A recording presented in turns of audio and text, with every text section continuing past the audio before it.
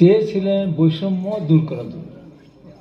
সেখান থেকে দীর্ঘদিন বিএনপি নেতারা গোমেজ আমাদের ইলিয়াস আলী থেকে শুরু করে চৌধুরী আলম হুমায়ুন ভাই থেকে শুরু করে শত সহস্র মানুষের জীবনদানের মধ্য দিয়ে এবং সরকারের অত্যাচার নির্যাতন গণতন্ত্র হারা সব কিছু মিলে দ্রব্যমূল্যের ঊর্ধ্বগতির কারণে মানুষ দিক বিদিক জ্ঞানশূন্য অবস্থায় চলতেছিল, মানুষের জীবনের দুঃখ দুর্দশা নেমে এসেছিল।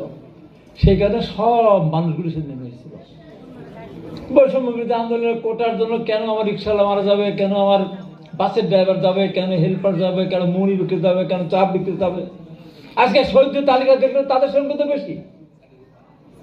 আর আজকে যারা মন্ত্রিত্বের পর্যায়ে মন্ত্রিত্ব করছেন উপদেষ্টার নামে,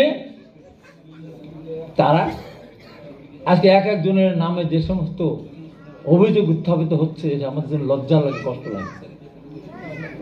তাই আজকে পরিষ্কার করে বলতে চাই, সরকারকে আহ্বান জানাতে চাই, যে কোনো মূল্যে ফেব্রুয়ারির মধ্যে নির্বাচন অনুষ্ঠিত করতে হবে। নির্বাচন তফসিল ঘোষণা হয়ে গেলে যারা নির্বাচন বন্ধ করতে আসবে তাদেরকে সরকারের পক্ষ থেকে কড়া হুঁশিয়ারি উচ্চারণ করলে অবশ্যই তারা ওই জায়গা থেকে সরে যেতে বাধ্য হবে। কারণ এই দেশের স্বাধীনতা যারা চায় নাই, ঠেকাতে চেয়েছিল, আজকে কারা নির্বাচন চায় না?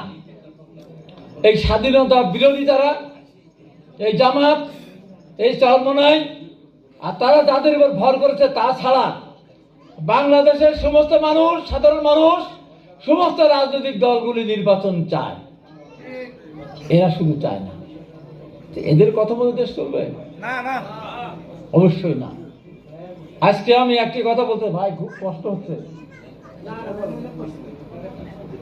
আজকে এই যেখানে ভুল ভাই একটা দেখতেছিলেন মোবাইল, সেখানে সার্জির আলম বিএনপিকে আলটিমেটাম দিচ্ছে। বলেন তো, কত পরশুদিন কি তার আগের দিন যারা ছাত্রলীগে নাম লিখিয়ে ছাত্র শিবিরের নেতা হয়ে দীর্ঘদিন মায়ের আদরে বাবার সোহাগের মতো হলে থেকেছে, ঘুমিয়েছে, ছাত্রলীগের সাথে মিছিল করেছে, হেলমেট পরে বৈষম্য বিরোধী আন্দোলন, তার আগে কোটা সংস্কার আন্দোলন, তার আগে নিরাপদ সড়ক আন্দোলনে হেলমেট পরে তারা পিটিয়েছে, একেবারে ছাত্রলীগের নেতা। আজকে তারা দুইজন শিবিরের পক্ষ থেকে ভিভিজিএস প্রার্থী হয়েছে।